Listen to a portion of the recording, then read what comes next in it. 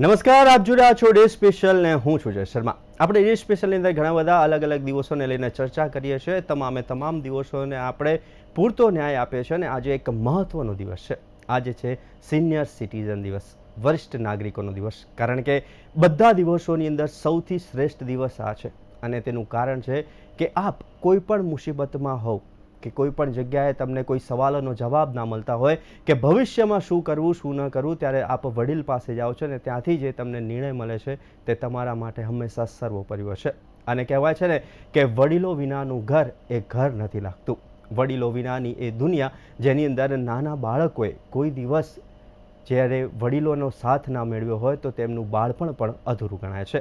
ત્યારે આજે senior citizen day, વરિષ્ઠ નાગરિક દિવસને આજે ઉજવણી થઈ રહી છે સમગ્ર વિશ્વની અંદર. ત્યારે આજે આપણે ડે સ્પેશિયલ કાર્યક્રમમાં એવા વડીલો સાથે વાત કરીશું કે વડીલો કે જ્યારે એ ઘર હોય, એ પછી કોઈ કોર્પોરેટ ઓફિસ હોય કે પછી એ કોઈ શાળા હોય, ત્યારે જે વડીલ હોય છે ત્યારે જ એ જન્મ આંખો તારે છે. તે જ વિશે ચર્ચા કરીશું આજે ડે સ્પેશિયલ કાર્યક્રમમાં. અને આ ચર્ચા કરવા માટે આપણી સાથે ગેસ્ટ પેનલમાં જોડાઈ ગયા છે અરવિંદ જોવાનપુત્રા, વરિષ્ઠ પત્રકાર, અને મહેન્દ્ર ત્રિવેદી, વરિષ્ઠ નાગરિક.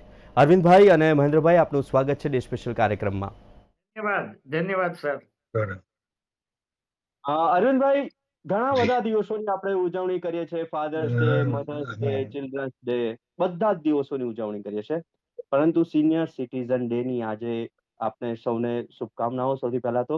અને કેમ આ દિવસ અત્યારે ખાસ બની રહ્યો છે? કારણ કે અત્યારની પેઢી જે ભાગદોડમાં વ્યસ્ત છે, અત્યારના માતા પિતા કે જેમના બાળકો માટે સારામાં સારા ફ્યુચરને લઈને દોડાદોડી કરી રહ્યા છે, ક્યાંક હવે બધા જ વર્કિંગ વુમન પણ જોવા મળી રહ્યા છે. ઘરમાં માત્ર ને માત્ર હવે વડીલો જોવા મળે છે અને બાળકો જોવા મળે છે. બાળકોની મોટા પ્રમાણે જવાબદારી અત્યારે વડીલો છે. પણ અત્યારે ક્યાંક વિરોધાભાસ પણ જોવા મળી રહ્યો છે, કારણ કે વડીલો અત્યારે એકલવાયુ જીવન જીવી રહ્યા છે. તેને લઈને શું કહેશો?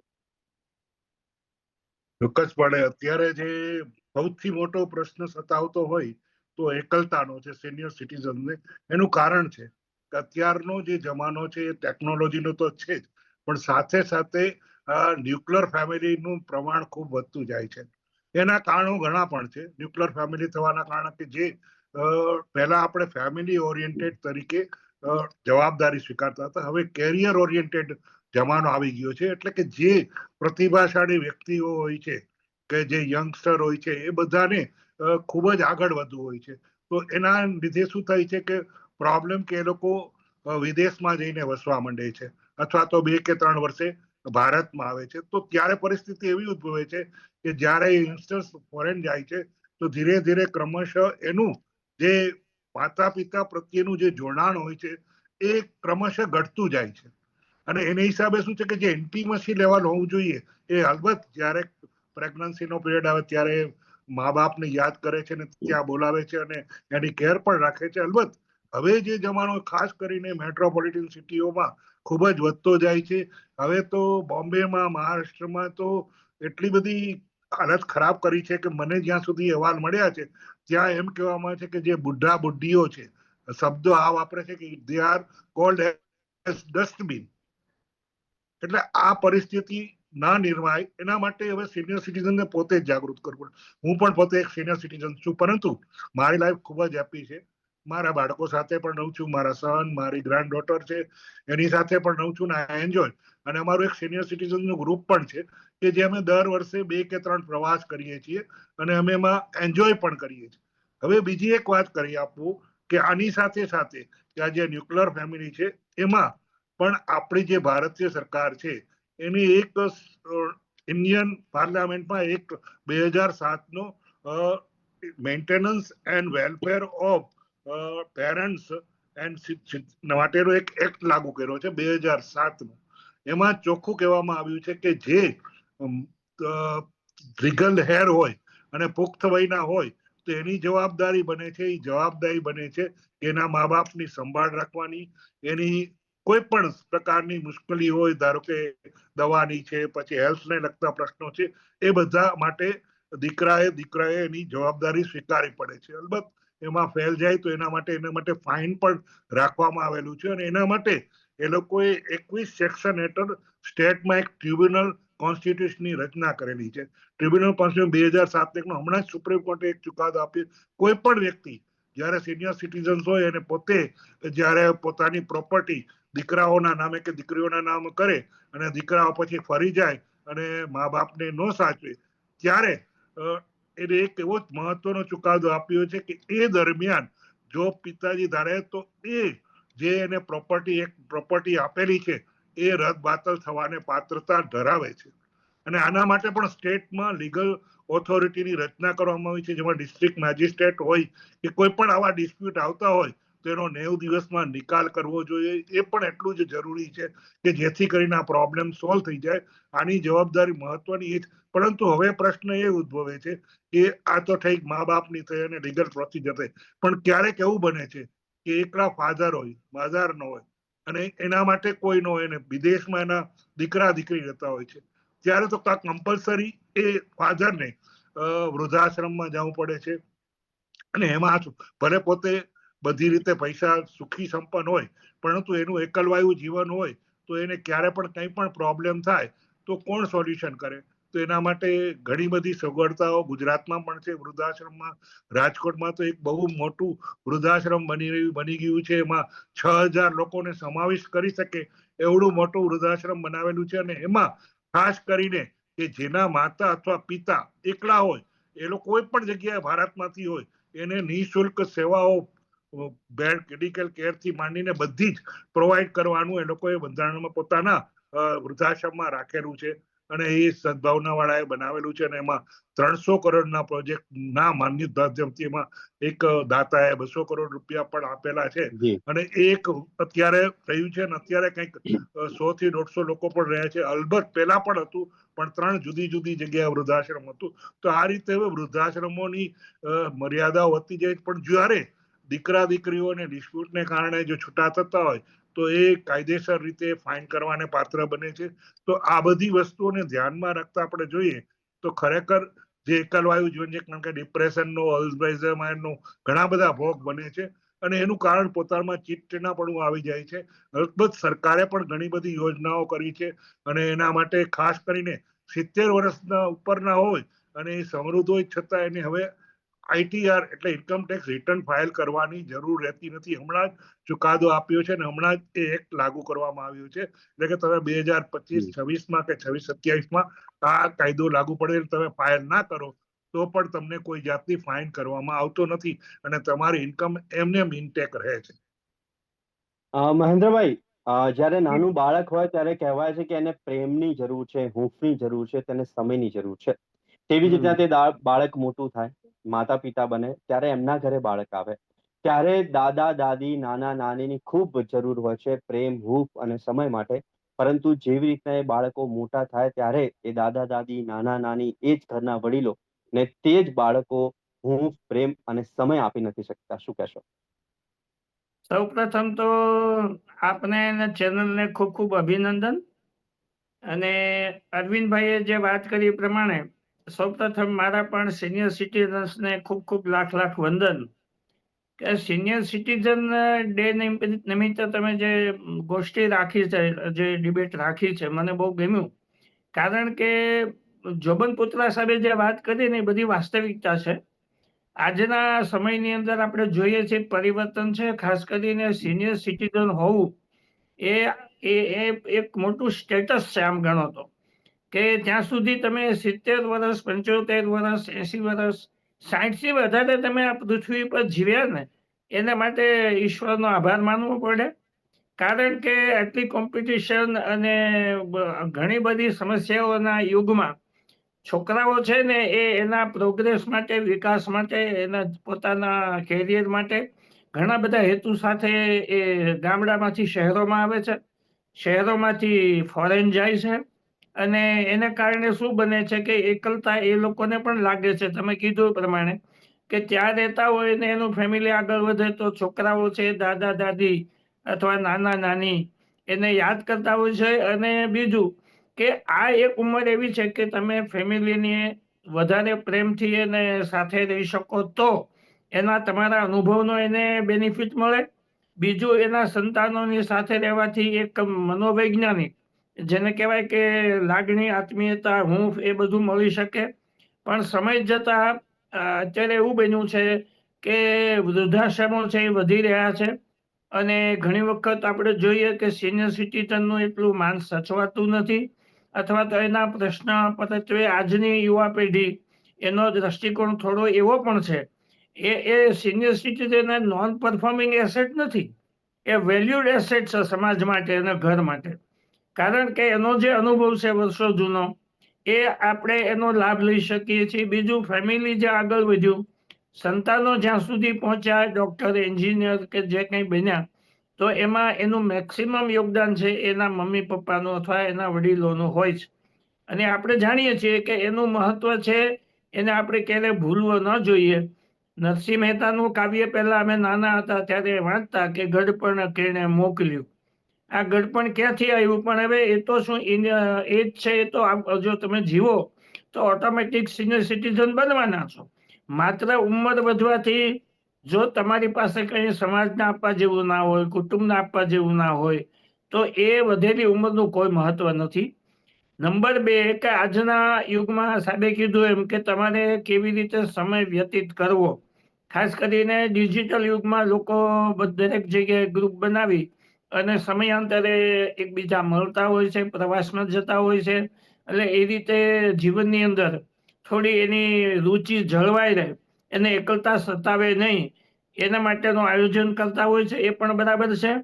બીજું, ભગવાન ન કરે નારાયણને બેમાંથી એક થઈ જાય અને એમાંય પાછા જો સંતાનો વિદેશમાં કે બીજા રાજ્યમાં રહેતા હોય તો એના માટે સમસ્યા બહુ ગંભીર છે. પણ મારું પોતાનું એવું માનવું છે કે ક્રિએટિવ રહ્યો. તમને જે હોબી ગમે છે, જે તમે યુવાનીમાં નથી કરી શક્યા, તો ઈશ્વરે તમને સારું હેલ્થ આપ્યું હોય તો તમે એવા કામ કરો કે જેમાં સમાજને ઉપયોગી નીવડો, તમારા ફેમિલીને તમે ઉપયોગી થાવ, એને માર્ગદર્શન મળે, એને તમારો પ્રેમ મળે, તો એ સૌથી મોટો વારસો છે મારી દ્રષ્ટિએ. જી. અરવિંદભાઈ, સૌથી જી. વધુ ચિંતા જ્યારે વડીલ હોય તેમને તેમના પૌત્ર કે પૌત્રીની હોય છે. તે બરાબર ચોક્કસ. ભણે છે કે નહીં? જો એ બાળક છે કદાચ અન્ય રાજ્યમાં કે કોઈ બીજા સ્ટેટની અંદર કે પછી બીજી કોઈ કન્ટ્રીની અંદર ભણવા મોકલ્યું હોય, તો સૌથી વધારે ચિંતા તેના દાદા દાદી કે નાના નાનીની હોય છે. પરંતુ જ્યારે એ ભણી ગણીને મોટો થઈને સામે આવે અને ત્યારે તે દાદા દાદી કે નાના નાનીને હૂંફ નથી આપી શકતો, ત્યારે એક વરિષ્ઠ વ્યક્તિ તરીકે કેવી હૂંફની જરૂરિયાત હોય છે, એ નથી મળતી ત્યારે કેવું લાગે? આમાં છે ને બે વસ્તુઓ બને છે. જ્યારે જે વ્યક્તિ વિદેશમાં જઈને જે પુખ્ત વયના છોકરાઓ જાય છે અને ત્યાં જઈને કમાય છે અને ત્યાં એ પેરેન્ટહુડ મેળવે છે, ત્યારે હંમેશા દાદા દાદી બને. જ્યારે આપણા ઇન્ડિયામાં હોય તો એને પહેલા જ સૌથી પહેલા આપણે કહીએ છીએ કે મૂડી કરતા વ્યાજ આપણને બહુ વહાલું છે. એટલે એ જે છોકરો કે છોકરી આવે એના પ્રત્યેનું આપણું આકર્ષણ પરોક્ષ રીતે કે પ્રત્યક્ષ રીતે ખૂબ જ વધી જાય છે. પરંતુ અહીંયા એ પ્રશ્ન થાય છે કે જો એ લોકો કામની વ્યસ્તતામાં ઘણીવાર એ લોકો 2 વર્ષે કે 3 વર્ષે એકવાર આવે છે અને 2-3 મહિના રોકાઈને પાછા વયા જાય છે. એટલે કે જે છોકરાઓનું જે નાનું બાળક છે એનું જો ઇન્ટિમેશન છે એ દાદા સાથે બહુ રહેતું નથી. કારણ કે એમાં બીજો પણ પ્રશ્ન એ થાય છે કે હાઈલી એજ્યુકેટેડ લોકો હોય અને એના મા બાપ થોડા ઇલિટરેટ હોય અથવા તો સેમી લિટરેટ હોય અને એની જે મમ્મી હોય છોકરાની આધુનિકાની, તો એ વ્યક્તિ છે ને એને ડિફરન્સ ઓફ ઓપિનિયનમાં લઈ જાય છે. કારણ કે એમ કે એને ખબર ન પડે, એના આગળ નહીં જવાનું, એના હાથની વસ્તુ નહીં ખાવાની. તો આ એક સિનિયર સિટીઝન માટે, દાદા માટે એક ઇન્સલ્ટ ગણાય છે.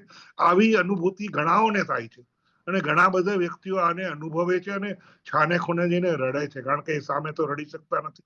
તો આવી પરિસ્થિતિ ન ઉદ્ભવે એના માટે સાતત્ય જાળવી રાખવું જોઈએ. વિડીયો કોલથી એને સતત એની સાથે સંપર્કમાં રાખવું જોઈએ, મહિને 2 મહિને. અને એના જે મા બાપ છે એને ખાસ કરીને કહેવું જોઈએ કે અમારા દાદા દીદી છે કે જેને મને મોટા કરીને અહીંયા વિદેશમાં મોકલ્યા છે, તમારે પણ એ જ કાર્ય કરવાનું છે. તો જો એવી જાતની ભાવનાઓ એ લોકો કેળવે તો ચોક્કસપણે આપણા જે ભારત છે એમાં ખાસ કરીને ગુજરાતમાં અને એમાં ખાસ કરીને સૌરાષ્ટ્રમાં હજુ પણ છાને ખૂણે જગ્યાએ કુટુંબ ભાવના જળવાયેલી છે. પરંતુ જેમ મુંબઈ છે, કર્ણાટક, મહારાષ્ટ્ર છે, એમાં મુંબઈ છે, કર્ણાટકા છે, બેંગ્લોર છે, હૈદરાબાદ છે, એવા ઘણા બધા મોટા સિટીઓ છે કે જ્યાં ફાસ્ટ ટેકનો યુગ છે, કે જેમાં ફાસ્ટ લાઈફ છે. ત્યાં મા બાપ કે સિનિયર સિટીઝનની કોઈ કેર રાખતું નથી, તો આ બહુ જ ઓછા સંભાળ રાખે છે. એના માટે ગવર્મેન્ટે કાયદો રાખ્યો છે અને ગવર્મેન્ટ એની પૂરેપૂરી સંભાળ રાખવા માટેની એક એજન્સી પણ રાખેલી છે. પરંતુ અહીંયા એ પ્રશ્ન છે કે એને જે હોંપ જોઈએ છે પોતાના બાળકો તરફથી, પોતાના અંગત લોહી તરફથી, એ મળતું નથી. ત્યારે એનામાં અલ્ઝેમરનો પણ પ્રોબ્લેમ થાય છે અને ઘણી બધી રોગનો પણ એ શિકાર થાય છે અને અલ્ટિમેટલી એને હોસ્પિટલાઇઝ કરવું પડે છે. ત્યારે એની પાસે કોઈ હોતું નથી સિવાય કે એના કોઈ નજીકના પાડોશી હોય કે જે એને મદદ કરતા હોય, એ જ હોય છે. ત્યારે એને જે જિંદગી વ્યતીત કરે છે ને એ ખરેખર પીડાદાયક હોય છે. તો આવી પરિસ્થિતિનું નિર્માણ ના થાય એ ચોક્કસપણે આજની પેઢીએ સમજવા જેવું છે. એનું બીજું પણ એક કારણ છે કે આજના જે સિનિયર સિટીઝન છે એમાં જે આજનો ટેકનોલોજીનો એમાં જે રેપિડ ચેન્જીસ આવે છે ટેકનોલોજી દ્રષ્ટિએ, એમાં સિનિયર સિટીઝન સાતત્ય જાળવી શકતા નથી. ધારો કે મારા ઘર ફોન આવ્યો હોય તો હું ફોન વાપરી શકું, પણ મને વોટ્સએપ કરતા ન આવડતું હોય અથવા તો વિડીયો કોલ કરતા, તો એ લોકોના છોકરાઓને જયારે સમજાવવું જોઈએ કે આ રીતે કરાય, આમાં લર્નિંગ સ્ટેજ તમારું પણ છે, પરંતુ ત્યારે તમને ન આવડે, તમે મૂકી દો, આ જાતની ભાવનાઓ કેળવાય છે. ત્યારે ખરેખર દુઃખ થાય છે. એકચ્યુઅલી એ લોકોએ સમજાવવું જોઈએ કે આ રીતે તમે કરો, આ રીતે 5G નો જમાનો છે, આમાં આ રીતે ચેન્જીસ આવે, તો આ રીતે તમે કરશો તો ધીરે ધીરે તમને પણ ફાવી જશે. જો એ વસ્તુ એ જાળવી શકે તો ચોક્કસપણે એને ઘણો બધો ફાયદો થાય છે. મિત્રો સાથે પણ ઘણી વાર શું છે, ગામડામાં રહેતા હોય છે એ લોકો તો મોબાઈલનો ઉપયોગ તો હવે શીખ્યા છે. 2001 પછી જ આપણે ભારતમાં 1982માં અલબત્ત એનું લોન્ચિંગ થયું હતું, પણ એ તો જે અમીર વર્ગ હતો એના આગળ જ એ મોબાઈલ રહેતો, કારણ કે ઇનકમિંગ 16 રૂપિયા અને આઉટગોઈંગ 32 રૂપિયા હતું, તો એ કોઈને પરવડે એવું નતું. હવે તો આ એક જરૂરિયાત થઈ ગઈ છે અત્યારના જમાનામાં કે મોબાઈલ વગરની જિંદગી નકામી છે. ઘરવાળી નહીં હોય તો ચાલશે પણ મોબાઈલ તો જોશે. એ જાતની એક પ્રક્રિયા થઈ ગઈ છે. એટલે કે આજ માણસો 4 જણા ઘરમાં બેઠા હોય ને તો ચારે વ્યક્તિઓ ડાઇનિંગ ટેબલ પર સાથે જમવાને બદલે એકબીજાના મોબાઈલમાં વાતો કરતા હોય છે. તો આ જે પરિસ્થિતિ ન નિર્માય અને સ્ટ્રિક્ટલી ફોલો કરે કે ભાઈ જમવા ટાણે આપણે ફેમિલીની મેટર છે, વાત કરીએ, એ જાતનું એક વાતાવરણ ઊભું કરે તો ચોક્કસપણે ફાયદો થાય. અને આ બધી વસ્તુઓ ખૂબ જ જરૂરી છે, અત્યારના તાતી જરૂરિયાત છે. પરંતુ અમારે પણ, મારું ઘર છે, મારો સન ટુરિંગ હોય છે, પણ એ શનિ રવિ અહીંયા હોય છે, અમે સાથે જમીએ છીએ, સાથે શેર કરીએ છીએ. કંઈ પણ પ્રોબ્લેમ હોય તો એ બધી વસ્તુઓ ના બને એવી પરિસ્થિતિનું નિર્માણ થાય તો ચોક્કસપણે સમાજને, દેશને ઘણો લાભ થાય છે. કારણ કે વડીલથી જ આજ ઘણા લોકો ઉજળા થઈ ગયા હોય છે, કારણ કે એને જે મહેનત કરી છે, સંઘર્ષ કરી છે, એ છોકરાઓને કરવામાં નથી આવતી. એ લોકોને સીધું ડાઇનિંગ ટેબલ પર જમવાનું મળે છે. એટલે કે પૌત્રી કે પૌત્ર હોય એ લોકોને પણ એ ખબર નથી હોતી કે રૂપિયાની શું વેલ્યુ હતી ને 100 રૂપિયાની શું વેલ્યુ. 100 કે 500 રૂપિયાની નોટ તમે દેખાડો તો એને કશી જ એનાથી ઓલી થાય નહીં. આ તો છે, ઠીક છે, 500 રૂપિયા છે. એટલે કે એ ભાવનો એને ખ્યાલ જ નથી આવતો કે જે સંઘર્ષ કરીને દિવસો હતી એને સીધું ડાઇનિંગ ટેબલ ચમચી ઉપરથી ખાવાનું શીખવામાં, વેસ્ટર્ન સ્ટાઇલથી કેમ ખાવાનું, અને પાછું જંક ફૂડ આવી ગયું, ફાસ્ટ ફૂડ આવી ગયું, એ કેવી રીતે ખવાય. એટલે એને રોટલા, રોટલી, ભાખરી કે એ બારામાં પણ ખબર નથી હોતી. પણ એમાં મહદ અંશે ભાગ માતા પિતાનો હોય છે. એને કેળવણી પણ એ રીતે આપવી જોઈએ અને આપણું જે દેશી ખાણું છે એ પણ જળવાઈ રહેવું જોઈએ. અલબત્ત જે બહારનું ફૂડ છે એ પણ આપવું જોઈએ, પણ એને બેઝિક જ્ઞાન ચોક્કસપણે આપે તો ચોક્કસપણે ઘણા બધા ફાયદાઓ રહેલા છે. પરંતુ અત્યારે તો આપણે વરવી વાસ્તવિકતાને સ્વીકારવી જ પડે. અત્યારનો જમાનો છે. આજે તો કદાચ બધા યાદ કરશે, પણ કાલ પછી પાછું હતું એને એ જ સામાન્ય જીવન જીવવાનું શરૂ થઈ જશે. બસ એ જ મારે કહેવાનું છે. અરવિંદભાઈ, આપણે ઘણી બધી વાત કરી. એક તો આપણે હૂંફની વાત કરી, માતા પિતા, દાદા દાદી અને પુત્ર અને પૌત્રના સંબંધની વાત કરી, સંસ્કારની વાત કરી, સંસ્કારના સિંચનની વાત કરી. ખાસ કરીને આપણે સૌરાષ્ટ્રનો પણ એક દાખલો આપ્યો. મહેન્દ્રભાઈ, અત્યારની જે પેઢી છે, અત્યારના માતા પિતાની પહેલા વાત કરીએ તો મને યાદ છે કે હજુ સુધી અમારી જે જનરેશન છે કે વેકેશન હોય એટલે ક્યાં જવાનું, કે મામાના ત્યાં. વેકેશન હોય તો ક્યાં જવાનું, કે ગામડે જવાનું છે. એ જ ખુલ્લા ખેતરમાં, એ જ બોરની અંદર, એ જ દાદા દાદી સાથે જવાનું, રાત્રે વહેલા સુઈ જવાનું, એક જ રૂમની અંદર આખું ફેમિલી બેઠું હોય, વાતો થાય, મસ્કરી થાય, મોજથી થાય, મોજ થાય, જોડે બધા જમવાનું જમે આખા જ વેકેશનની સમયે. પરંતુ અત્યારે એ ટ્રેન્ડ પણ બદલાઈ ગયો છે. વેકેશન આવતાની સાથે માતા પિતા એવું વિચારે છે કે હવે અમે જોબથી કંટાળ્યા છે, બહાર ક્યાં ફરવા જઈશું, ગામડે નથી જવું, બહાર ક્યાંક જઈએ. બાળકો પણ તેમની સાથે લઈને જાય છે. ત્યારે એ વડીલો સાથેનો એક સંબંધ છે તે પણ હવે થોડો થોડો ઓછો થતો હોય તેવું નથી લાગતું? સમગ્ર આ પૃથ્વી ઉપર તમે જુઓ કે શહેર હોય કે ગામ હોય, દરેક જગ્યાએ સમયનું પરિવર્તન આવી ગયું છે. અમે લોકોએ જે બચપણમાં જે આનંદ અનુભવ્યો હતો, રિયલ ચાઇલ્ડહુડ, એનો જે અમે આનંદ લીધો હતો, એવા પ્રકારનું બચપણ, ચાઇલ્ડહુડ હવે રહ્યું નથી. કારણ કે ગામડું ગામડું રહ્યું નથી. તમે જુઓ કે આપણે કુદરતી સાધન સંપત્તિ જે કંઈ કુદરતે આપી હતી એ બધી પ્રદૂષિત કરી નાખી. નદીઓ છે એના પાણીને ટચ કરીએ તો સ્કિનમાં રોગ થાય. એવી રીતે જે ઘણી બધી વસ્તુમાં આપણે લાઈફને કલંકિત કરતા જઈએ છીએ.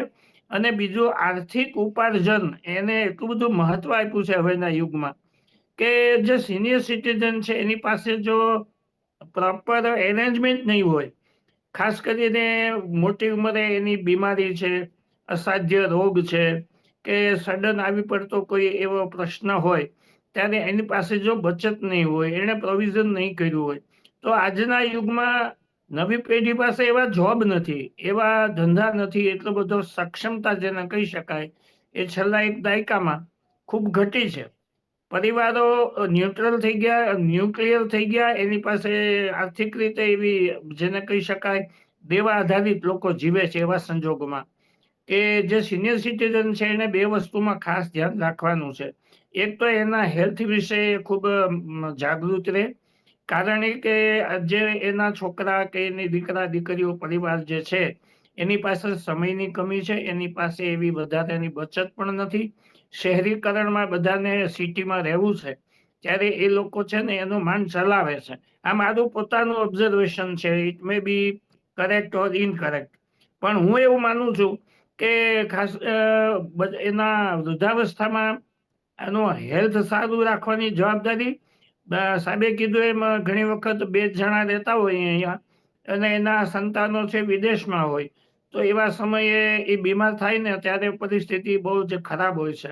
લોકો સાથ અને સહકાર અને વાતો સારી કરશે, પરંતુ રિયલ સેન્સમાં મદદ કરવાનું આવશે ત્યારે લોકો બહાના કાઢતા હોય છે. આ વાસ્તવિકતાને સિનિયર સિટીઝનોએ જાણવી અને સમજવી બહુ જરૂરી છે.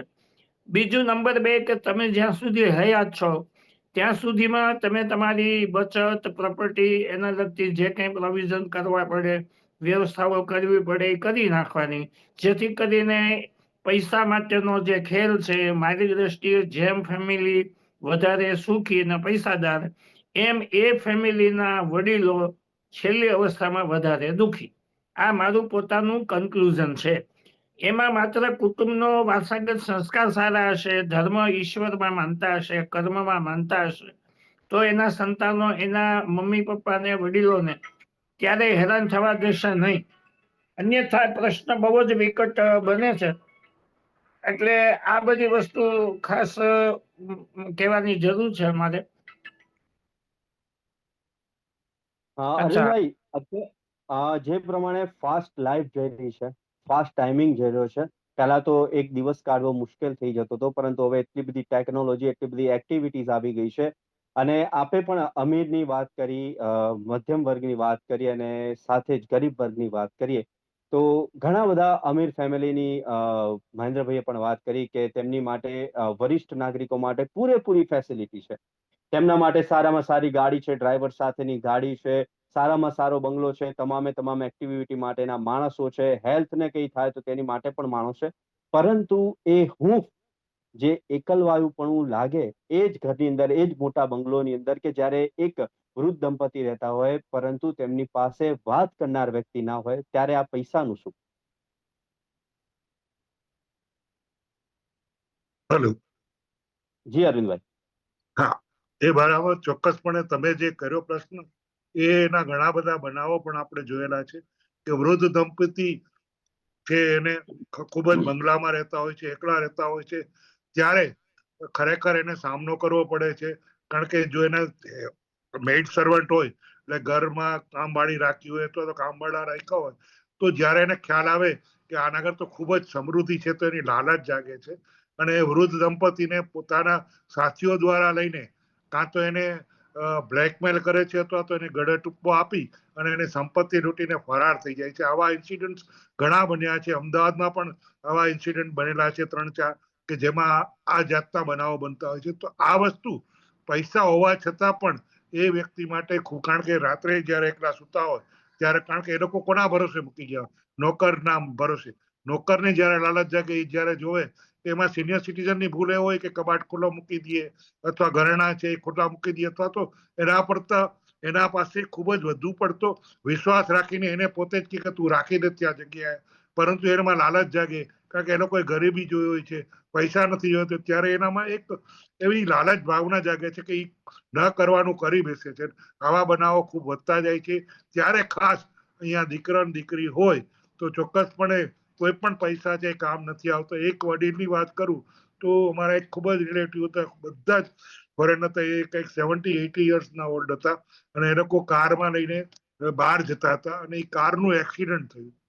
હવે ત્યારે કાયદો આપણો ત્યારે એવો હતો કે ભાઈ કોઈ વચ્ચે બચાવવા વાળો ન આવે, કારણ કે પોલીસ એને સીધું પૂછે કે શું. હવે તો ઘણા બધા ચેન્જીસ આવી ગયા છે, પણ એ વ્યક્તિ રોડ ઉપર 2 કલાક સુધી પડે રહી અને કોઈ બચાવવા વાળું નતું અને એને અહીંયા જ જીવ ટૂંકો. પછી એને પોલીસ આવી અને ગાડી લઈને હોસ્પિટલમાં લઈ ગયા. ત્રીજે કે ચોથે દિવસે એમના દીકરાઓને ખબર પડી કે આ જાતનો બનાવ બન્યો. ત્યારે મોબાઈલનો પણ યુગ નહોતો અને મોબાઈલ પણ નહોતું. ત્યારે પૈસા કશું જ કામ નથી આવતું. તમારા સંબંધો કામ આવે છે, તમારા દીકરા દીકરીઓ કામ આવે છે અને તમારા સગાવાલાઓ સાથે તમે કેવો સંપર્ક રાખો છો. અત્યારનો જમાનો ભલે ફાસ્ટેગનો છે, બધી વસ્તુઓ સાચી, પણ એમાં જે સંબંધની હૂંફ હોવી જોઈએ એ ચોક્કસપણે જળવાઈ રહે. એટલા માટે જ અમે જે સિનિયર સિટીઝન છે એને અમે જઈએ છીએ. અમે હમણાં પણ 1 તારીખે અમારા સિનિયર સિટીઝન સાથે બધા એક શિબિરમાં જવાના છીએ.